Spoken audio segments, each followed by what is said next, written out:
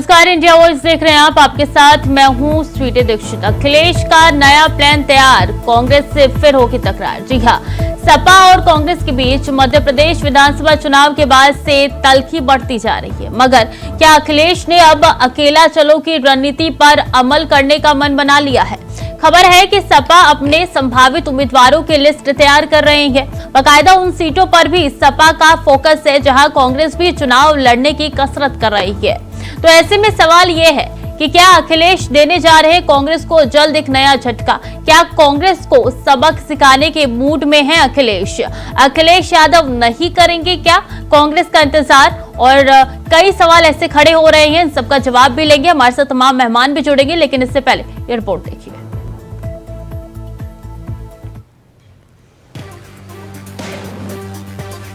तो क्या वाकई में अखिलेश यादव कांग्रेस का इंतजार करने के मूड में रत्ती भर भी नहीं है?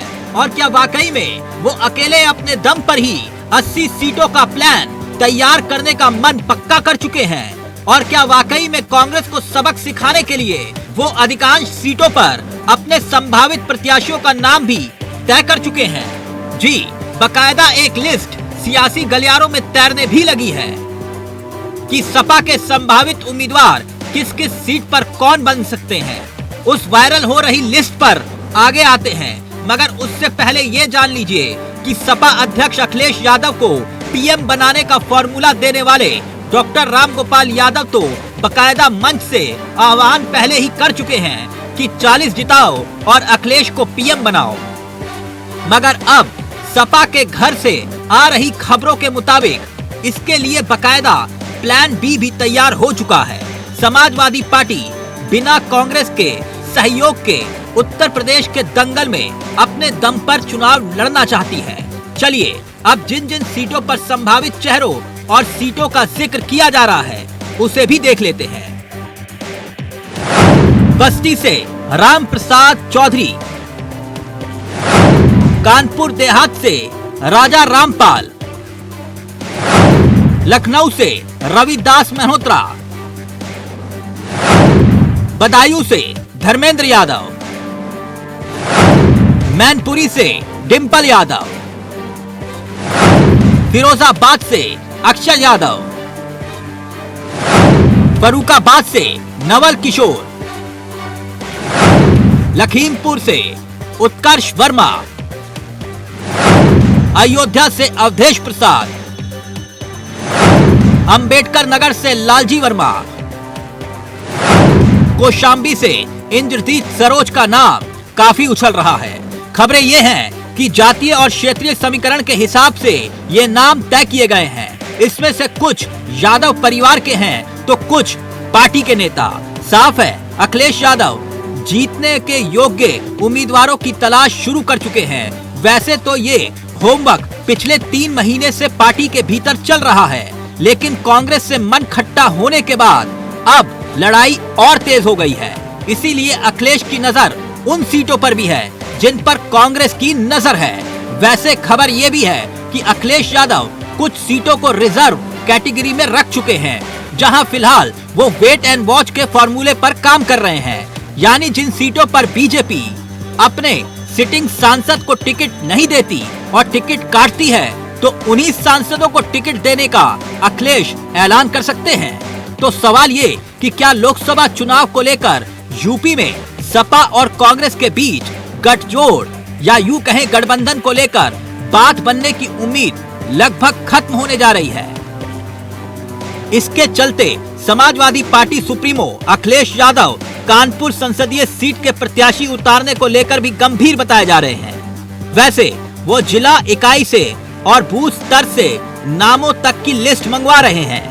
वैसे तो यूपी में इंडिया गठबंधन के मुताबिक ये तय हुआ था कि लड़ाई बीजेपी के खिलाफ होगी, मगर यहाँ स्थिति आपस में ही लड़ने वाली हो रही है। अब इसका अंजाम क्या होगा ये तो राम ही जाने। Bureau report, India voice, Lucknow.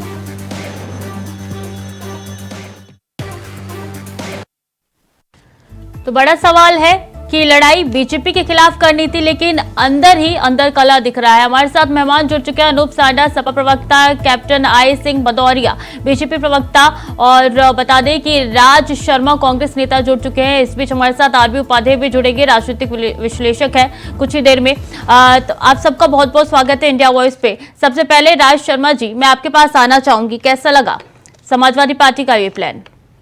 नहीं, अभी ऐसा कोई प्लान नहीं है समाजवादी पार्टी का, ये सब मीडिया उठा रही है और अभी ऐसा कुछ नहीं है। मैं आपको एक चीज की बिल्कुल क्लियर कर सकता हूँ। अनूप जी, कोई प्लान नहीं है ऐसा? ऐसा अभी कुछ नहीं हो रहा, और अगर वो अनूप जी कोई प्लान नहीं है ऐसा? राज जी की बात पूरी सुन लें, फिर मैं एक साथ जवाब दे दूं। हाँ, अगर अखिलेश जी कर भी रहे हैं तो जैसे हम अपनी पूरी, हमने भी तो कहा, हमारे अध्यक्ष जी ने भी कहा है कि हम 80 में तैयारी कर रही हैं, और वैसे अखिलेश जी भी कर रहे हैं। और अभी जब बात होगी, अभी तो सारे चुनावों की बात होगी, विधानसभा के चुनावों के बाद फिर सब देख लिया जाएगा। एक बात के लिए मैं बिल्कुल निश्चिंत कर सकता हूं सबको कि इंडिया गठबंधन बहुत मजबूत गठबंधन होगा, और यही मजबूत गठबंधन भारतीय जनता पार्टी जो देश को बर्बाद कर रही है उसको 24 में हटा दिया जाएगा। बाकी दाएं बाएं की बातें चलती हैं, हर की तैयारी होनी चाहिए। तैयारी करना किसी का गुनाह नहीं हो, और किसी भी गठबंधन में हमारे किसी को तैयारी लेकिन ना अखिलेश यादव तो कहते हैं कि एनडीए को पीडीए हराएगा। अरे है तो हमारा ही गठबंधन ना, पीडीए क्या कोई सपा अलग हो गई है क्या? नहीं, इंडिया गठबंधन अलग है, पीडीए अलग है राज जी। नहीं, पीडीए सोच है उनकी, पीडीए सोच है। अच्छा, कि भाई है ना, पीडीए सोच है उनकी कि पिछड़ा दलित अल्पसंख्यक, वो सोच होगी। और मेरा एक बात मानना है कि किसी भी नेता की, वो भी एक परिपक्व नेता है, उनकी कोई सोच वो बेकार की सोच नहीं होगी, और जो भी सोच होगी वो देश के ठीक है। उज्ज्वल अनूप सांडा जी, राज जी कह रहे हैं कि हम भी 80 पे तैयारी कर रहे हैं, आप भी 80 पे तैयारी कर रहे हैं, कोई दिक्कत नहीं है? मैं तो देख रहा हूँ कि दिक्कत उन मित्रों को ज्यादा है जिनको इंडिया गठबंधन से समस्या है। कहीं ये चर्चा नहीं हो रही कि एनडीए में 10 सीटें अपना दल मांग रहा है, उसको कौन सीट देगा एनडीए। राजभर जी भी अलग सीटें मांग रहे हैं, उनको कौन सीटें जाएंगी। संजय निषाद जी अपनी निषाद पार्टी लेकर के टिकट अलग से मांग रहे हैं, उनको कौन सीटें जाएंगी। ये इंडिया गठबंधन पे ही ज्यादा चर्चा हो रही है। मैं इस बात को स्पष्ट करना चाहता हूं कि हमारे नेता माननीय अखिलेश यादव शुरुआत में ही कह चुके हैं कि हम एक बड़े दिल के साथ भारतीय जनता पार्टी की वो सरकार, जो सरकार संविधान और लोकतंत्र के लिए खतरा बन चुकी है, जो इस देश के गरीबों को उनके मूलभूत सवाल से हटा करके भावनात्मक मुद्दों में उलझा करके वोट को ठगना चाहती है, उस सरकार को हटाने के लिए बड़ा दिल करके गठबंधन में जाएंगे। अब ऐसी स्थिति में अगर हम प्रभारी नियुक्त करके प्रत्येक सीट पर ये तैयारी कर रहे हैं कि जो कोई भी इंडिया गठबंधन से लड़ेगा उसकी मदद, जाहिर बात है जिस सीट पे समाजवादी पार्टी लड़ेगी वहां भी हम उतनी मेहनत करेंगे, जहां समाजवादी पार्टी नहीं लड़ेगी वहां भी उतनी मेहनत करेंगे। तो उसके ये निहितार्थ निकालना कि समाजवादी पार्टी अलग से कोई तैयारी करने जा रही है, ये मुझे लगता है कि बहुत जल्दबाजी है या पूर्वाग्रही से सोच है। तो फिर आप ये क्यों बोलते हैं कि जो बीजेपी है वही कांग्रेस है, जो कांग्रेस है वही बीजेपी है? देखिए, अगर भारतीय जनता पार्टी और कांग्रेस दोनों में हम तुलना करते हैं तो जाहिर बात है मूलभूत सिद्धांतों पर हमारे कांग्रेस से भी मतभेद है। अच्छा, और लेकिन आप जानते हैं कि अगर भारतीय जनता पार्टी और कांग्रेस में तुलना करेंगे तो भारतीय जनता पार्टी देश के विविधता में एकता की जो संस्कृति रही है उसके लिए सबसे बड़ा खतरा है। भारतीय जनता पार्टी संविधान से छेड़छाड़ करना चाहती है, भारतीय जनता पार्टी लोकतंत्र में राजतंत्र कायम करना चाहती है, भारतीय जनता पार्टी इस देश के गरीबों नहीं तो रामगोपाल जी ये क्यों कह रहे थे अखिलेश यादव को पीएम बनाओ 40 जिताओ? देखिए, ऐसा है स्वीटी जी कि राजनीति में बहुत सी बातें कार्यकर्ताओं का मनोबल बढ़ाने के लिए, अपनी रणनीति को और धारदार बनाने के लिए कही जाती है। रामगोपाल जी हमारे वरिष्ठ नेता हैं और जाहिर बात है अभी कोई इंडिया गठबंधन में प्रधानमंत्री तय तो हो नहीं गया है। अच्छा, तो हवा में नारा दे दिया आपने? जी, हवा में नारा दे दिया? नहीं, हवा में नारे की बात ही नहीं है। हवा में नारे की क्या बात, आप मुझे बताइए कि ओम प्रकाश राजभर जी की अच्छा राज जी, तो कोई दिक्कत नहीं है ना, 40 जिताओ पीएम बनाओ? देखिए, मैं एक और बात कहना चाहता हूं कि हर पार्टी को अपने नेता को पीएम बनाने का ख्वाब देखे, इसमें कोई किसी को भी दिक्कत नहीं होनी चाहिए। ये सब बात ख्वाब देखे, ख्वाब देखा मतलब नहीं, अच्छी बात है। ख्वाब देखने का मतलब आप क्यों नहीं कहेंगे भाई? ये बीजेपी के प्रवक्ता हैं, अगर ये अखिलेश जी को कहते हैं प्रधानमंत्री के लिए तो हमें क्या है भाई? मैं कह रहा हूँ तो सपा ख्वाब देख रही है क्या? नहीं, ख्वाब नहीं, शब्दों को नहीं पकड़ा अभी जाता तो है। आपने कहा ख्वाब देखे। नहीं, ख्वाब देखने का लीजिए, हम भी तो ख्वाब बना रहे हैं अपने कि हम लोग जीते, हमारी पार्टी बड़ी बने, मेरे नेता राहुल गांधी जी प्रधानमंत्री बने। लीजिए, मैं तो चैनल पे कह रहा हूं। और देखिए, एक बात सुन लीजिए आप। नहीं तो ये समझ में नहीं आया अनूप जी, ये कह रही हैं कि राहुल पीएम बने, आप कह रहे हैं कि अखिलेश पीएम बने। मैं फिर इस बात को दोहरा रहा हूँ, कभी इंडिया गठबंधन ने अपने प्रधानमंत्री पद का चेहरा भी नहीं तय किया, और ये चीजें चुनाव के बाद तय होंगी।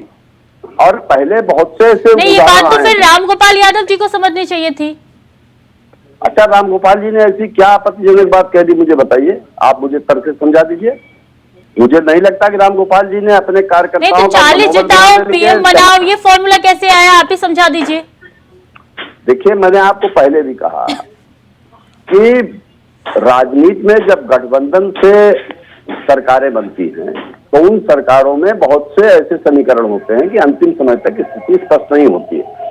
अगर हमारा कार्यकर्ता इन सवालों से ज्यादा चार्ज हो रहा है, ज्यादा तेजी के साथ इस चुनाव में मेहनत करने के लिए प्रेरित हो रहा है, तो हम बिल्कुल ये बात कहेंगे, और बिल्कुल हमारा सपना है कि माननीय अखिलेश यादव इस देश के प्रधानमंत्री बने। जब मैं ओम प्रकाश राजभर जी की पार्टी जिसके 8 विधायक हैं, उसके कार्यकर्ता ये बात कह सकते हैं कि ओम प्रकाश राजभर जी उत्तर नहीं प्रदेश तो कांग्रेस को आप बने। डिस्चार्ज करें, अपने कार्यकर्ताओं को चार्ज करें। नहीं, डिस्चार्ज करने की कोई बात ही नहीं है।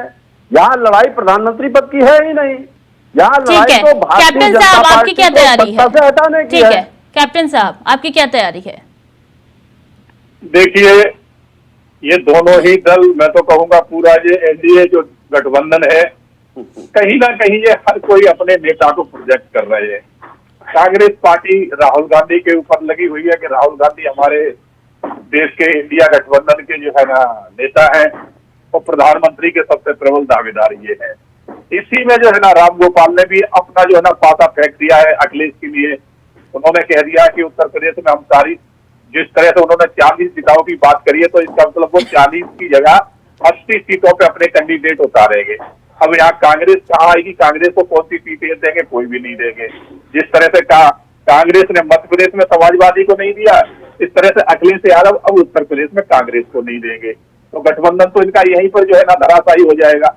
इसी तरह से ममता बनर्जी है, ममता बनर्जी जानती है कि हमें पूरे भारत में कहीं कोई मतलब नहीं है बंगाल के अलावा, तो बंगाल में वो कतई अपने साथ न कांग्रेस के साथ समझौता करेगी, न किसी अन्य के साथ समझौता करेगी। तो वहां भी कांग्रेस का कुछ रहा नहीं। दूसरे राज्यों में जहां इन पार्टियों का कुछ नहीं है, वहां कांग्रेस इनसे कोई मतलब नहीं रखेगी।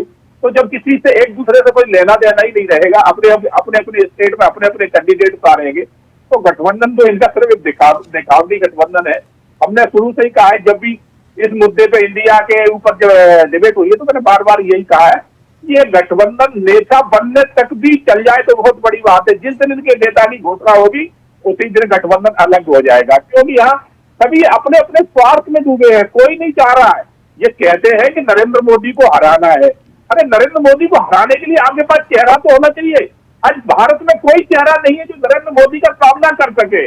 आप लोग तैयारियां कर रहे हो, मगर आपके पास कोई नेता नहीं है, और ना ही नेता आप ला सकते हो, क्योंकि आज जो जिस तरह से नरेंद्र मोदी की राज तो राज अंतरराष्ट्रीय लेवल में जो छवि बनी है, देश उन्हीं को देखना चाहता है। इससे आगे देश जानता है कि जितने ये लोग आ रहे हैं, अगर एक मठ में 20 पुजारी घुसा दोगे तो वो पता चलेगा कि भगवान की मूर्ति उखाड़ ले जाएंगे, मंदिर को भी तोड़ के ले जाएंगे। तो ये देश समझता है कि ये गठबंधन सिर्फ जो है ना, जिन्होंने जब तक जहां इनकी सरकारें रही है, जिस तरह से इन्होंने देश को ठगा है, देश को लूटा है, वो माल हड़प कर गए, उसको बचाने के लिए गठबंधन बना है।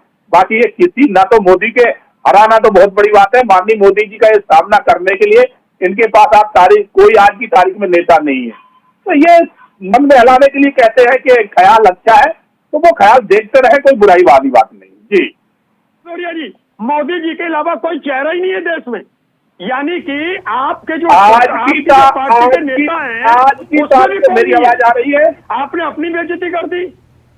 अरे मेरी बताओ, आवाज आ रही है? भदौरिया जी ऐसे बेइज्जती ना करो मेरी आवाज देश के नेताओं आज की तारीख में मोदी के अलावा बेइज्जती मत करिए देश के नेताओं चेहरा की। नहीं है। मतलब आप ही आज के की पार्टी में तारीख नहीं है। में विपक्ष अरे अब के विपक्षियों पास को तो नहीं समझते, मोदी छोड़ जी दो। का सामना वो करने तो के लिए कोई चेहरा है ही आपको नहीं। पढ़ाया गया आप है। बताइए, लेकिन क्या आपकी भारतीय पार्टी में भी जनता नहीं है? पार्टी में फिलहाल तो मोदी है। नेता बताओ, भारतीय अरे आप जनता बताओ आपकी पार्टी पार्टी के में पास कितने फिलहाल नेता? मोदी है। अरे बताओ मोदी मुझे, के बाद हमारे मोदी जी पास के दो आगे देश कौन से है? सबके नेता है। बोलिए भदौरिया जी, अब भदौरिया जी अरे बोलिए। अभी 2000 अरे बोलिए ना। 2029 तक तो अरे हमारे बोलिए पास भदौरिया मोदी जी। है। मोदी से बड़ा हमारे पास मोदी जी चेहरा के सामने आपकी अभी पार्टी में नहीं कौन है। नेता है? और 2029 प्रधानमंत्री के बाद हमारे पास एक बताइए आप। नेता है। आप विपक्ष को तो अरे कुछ आपके समझते पास नहीं हो। कौन सा नेता है? भदौरिया जी बेइज्जती जो मत लोग करो। आपको नकार भगवान के चुके लिए शर्मा जी, देश वो की फलाने बेइज्जती से कुछ ऐसे नहीं मत होगा। करो। वो बहुत फलाने 9 से साल कुछ आपने नहीं होगा। 9 साढ़े वो 9 साल फलाने से बहुत कर आपके ली पास देश आप की। नेता है अब तो मत करो। बताइए, मोदी ये जी देश का सामना आपको माफ करने का नहीं नेता करने कौन वाला है है। आपके पास? आप देश की एक जितनी नेता बेइज्जती बता कर दो, सकते हो माननीय कर प्रधानमंत्री गए। साढ़े नरेंद्र 9 मोदी का साल सामना तक कर बेइज्जती सके। कर रहे हो। विपक्ष ये के देश का पास एक बच्चा नेता अच्छा हो जान रहा है बताइए। आपको। सब आपके पास नेता ही भ्रष्टाचार नहीं में है। डूबे हैं, जमानतों पे अरे घूम आप रहे ये हैं। बताओ इससे पहले ज्यादा तुम्हारे कि पास अगर है नहीं। मोदी जी के अलावा अरे अभी आप अभी विपक्ष तो को देश क्या में कहते? हैरान ठीक है। अभी आप सत्ता और करिए। कौन है आपके देश में पास मोदी है जी क्या? के अलावा? आप ठीक है। अनुसाना जी कह रहे हैं कि रायबरेली और अमेठी में भी अपने प्रत्याशी आप उतारेंगे, वहां भी नहीं छोड़ेंगे। हमारे भाजपा के मित्र ने जो बात कही उसके ऊपर बात कही। भारतीय जनता पार्टी इस देश में व्यक्तिवाद की राजनीति को बढ़ाना चाहती है। अभी हमारे भाजपा के कैप्टन साहब ने जो बयान दिया, मैं एक सवाल करना चाहता हूं कि इस देश में राष्ट्रपिता महात्मा गांधी की हत्या 30 जनवरी 1948 को हो गई। क्या भारत देश समाप्त हो गया? 1964 में पंडित जवाहरलाल नेहरू चले गए, क्या देश समाप्त हो गया? 1967 में डॉक्टर राम मनोहर लोहिया इस देश से चले गए, जो समाजवादी राजनीति के एक बहुत बड़े स्तंभ थे। क्या इस देश समाप्त हो गया? क्या देश का समाजवादी आंदोलन समाप्त हो गया? और फिर भारतीय जनता पार्टी ने तो एक नियम लागू किया कि 75 साल से ज्यादा आप उम्र का कोई रायबरेली में और अमेठी में भी प्रत्याशी उतारेंगे। जी, मेरी बात तो पूरी हो जाने दीजिए। अभी इतनी देर से लोग बोले, मैंने पूरे धैर्य से सुना। अब अगर आप धैर्य नहीं रखेंगी तो मैं कैसे बात कहूंगा अपनी? अभी इतनी देर से मैं ये पूछना चाहता हूं कि भारतीय जनता पार्टी, जो ये बात हमारे मित्र कह रहे आप थे कि रायबरेली मोदी और के अलावा अमेठी में कोई जवाब क्या- दीजिए, वहां भी प्रत्याशी उतारेंगे। अभी इंडिया गठबंधन की टिकट वितरण के बारे में कोई बैठक नहीं हुई है। जब तक कोई बैठक नहीं हो जाती, सीटों के बंटवारे के बारे में कोई भी अधिकृत बयान नहीं दिया जा सकता। मैं समाजवादी पार्टी के प्रवक्ता की हैसियत से कह रहा हूं। और अगर कोई व्यक्ति सोशल मीडिया की खबरों के आधार पर सीटें बांट रहा है तो उसकी नासमझी हो सकती है। इसके लिए यानी कि माना से आप प्रत्याशी उतार समाजवादी सकते पार्टी हैं रायबरेली और अमेठी में। अनूप जी, मैंने फिर कहा कि जब तक इंडिया गठबंधन के स्टीयरिंग कमेटी की बैठकों में सीटों के बारे में कोई बात नहीं हो जाती, ठीक है। किसी भी सीट के बारे में अधिकृत तौर पे नहीं कहा जा सकता। और अगर कोई व्यक्ति सोशल मीडिया पर इस बारे में बयान दे रहा है तो वो काल्पनिक बात हो सकती है या हल्की बात हो सकती है। हम तो ये कहना चाहते हैं कि माननीय मोदी जी अगले साल 75 साल के हो जाएंगे और भारतीय जनता पार्टी ने एक मार्गदर्शक मंडल बनाया है।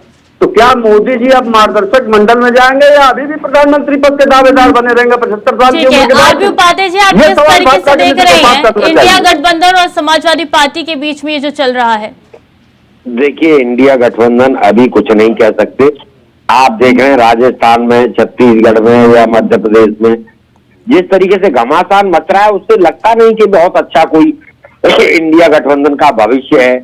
जैसा कि अभी पूछ भी रहे थे, वो समाजवादी पार्टी के मित्र ने जवाब ही नहीं दिया कि भी अमेठी और रायबरेली में उतारेंगे। और ये होगा, ये देख लेना, जब ये होगा, टिकट बंटवारा होगा और ये होगा।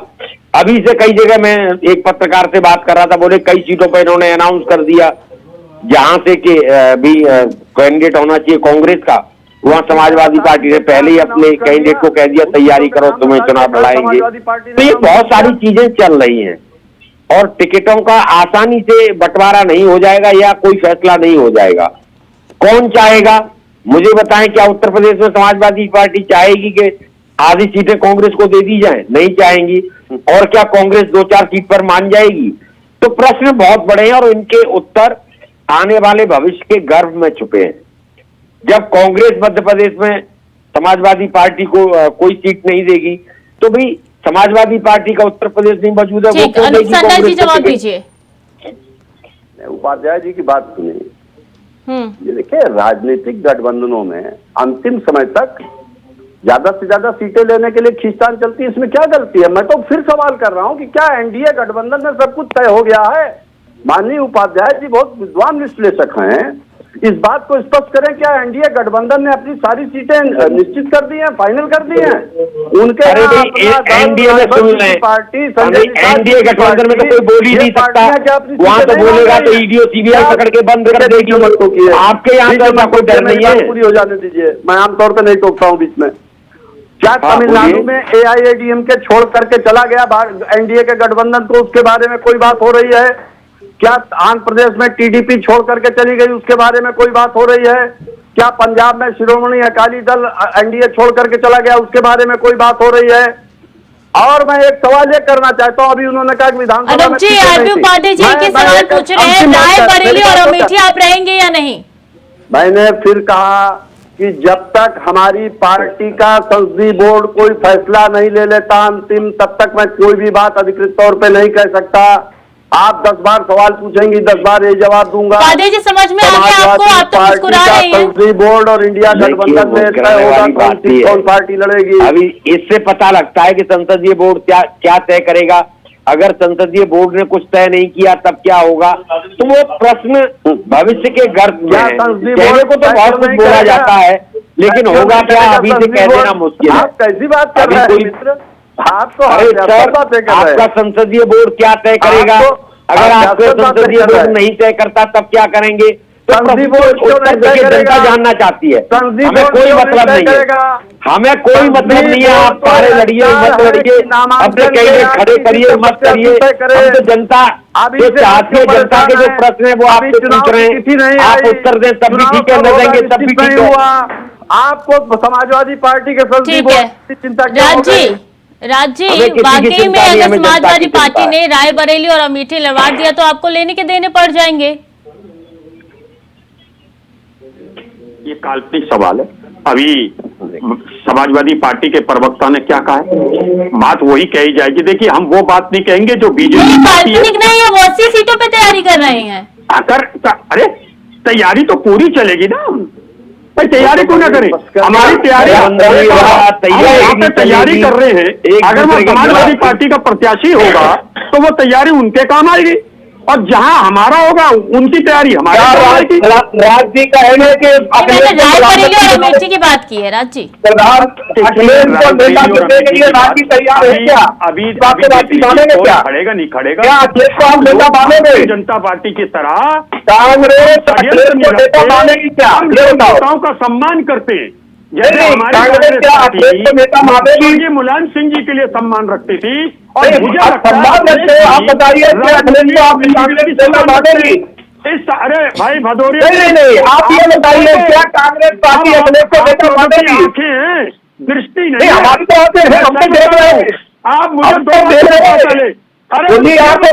आपको दिखाई नहीं दे रहा, आपको दिखाई नहीं दे रहा, आप दिखाई नहीं दे रहा। लोगों ने जितना कांग्रेस को दिखाई नहीं दे रहा है, अखिलेश तैयार कर रहा है, आपको अपनी पार्टी आप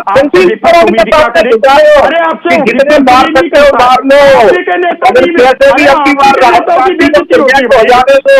आपके अखिलेश कह चुके हैं योगी जी साहब नहीं हो रहे, अब आप पीछे रह जाओगे, अखिलेश की तैयारी कर रहे हैं। मोदी में क्या सोचिए ना, सोचिए ना, क्या कांग्रेस अखिलेश को नेता मानती है? सामान्य घटना है। अरे देखो क्या ये सामान्य घटना है?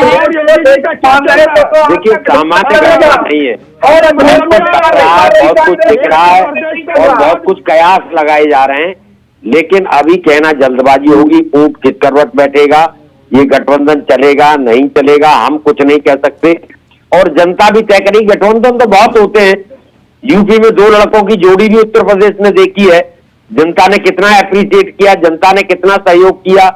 तो ऐसा नहीं है, हाथी भी साइकिल पर चढ़ गया था, लेकिन जनता ने क्या किया? तो देखिए, जनता जनार्दन की अदालत का फैसला सर्वोच्च फैसला होता है। कि भाई साइकिल हाथी पर चढ़ेगी या हाथी ठीक है साइकिल पर चढ़ेगा। अनुप सांडा जी, या क्या दोनों पर- आप अपने नेता से ताल्लुक रखते हैं कि जो कांग्रेस है वही बीजेपी है, जो बीजेपी है वही कांग्रेस है?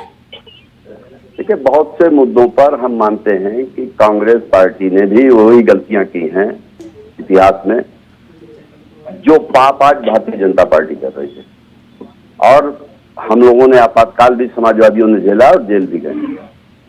बहुत से सैद्धांतिक मुद्दों पे हमारे मत थे, लेकिन इस एक सवाल पर कि देश का यानी कांग्रेस संविधान, आपकी देश नजर का- में पापी है? आप स्वीटी जी पूरी बात तो पूरी हो जाने दें। पूरी नहीं, बात तो आप ही पूरी बोल कर- रहे हैं ना। मैंने कहा ना, कांग्रेस ने गलतियां की, भारतीय जनता पार्टी पाप कर रही है, मैंने ये बात कही, आपने अच्छा। शायद सुना नहीं ध्यान से। और भारतीय जनता पार्टी षड्यंत्र पूर्वक इस देश के लोकतंत्र के आवरण में देश में तानाशाही कायम करना चाहती है। ये बात कहना कि देश में मात्र एक व्यक्ति ही प्रधानमंत्री पद के लिए सर्वाधिक उपयुक्त है, इस देश की 142 करोड़ जनता का घोर अपमान है, जो भारतीय जनता पार्टी के लोग लगातार कर रहे हैं। इस देश के लोकतंत्र में भारत का वो प्रत्येक नागरिक जो ये योग्यता रखता है कि सांसद बन सके, उसको देश का प्रधानमंत्री भी बनने का अधिकार है। और भारतीय जनता पार्टी के प्रवक्ता मित्र आते हैं ठीक और है। कैसे इतने आत्मविश्वास से इतनी छाती ठोक करके ये बात कहते हैं, मुझे तो ताजुब होता है। ठीक है अनुप इन सांडा लोगों जी, के बहुत बहुत आत्मविश्वास से- शुक्रिया आपका हमारे साथ जुड़ने के लिए। आप तीनों का भी बहुत बहुत धन्यवाद हमारे साथ जुड़ने के लिए और अपना अपना पक्ष रखने के लिए। तो अखिलेश यादव यहाँ पे कई सीटों पर तैयारी कर रहे हैं और कई सीटों पर प्रत्याशियों के नाम भी वो लगातार मंथन कर रहे हैं मीटिंग करके। अब देखना होगा ये इंडिया गठबंधन आगे कितने दिनों तक चलेगा और ये गठबंधन जिस मकसद से बनाया गया है, क्या उस मकसद में वो जीत हासिल भी करेगा या नहीं। तो फिलहाल के लिए चर्चा में इतना ही। खबरें लगातार जारी है, देखते रहिए इंडिया वॉइस।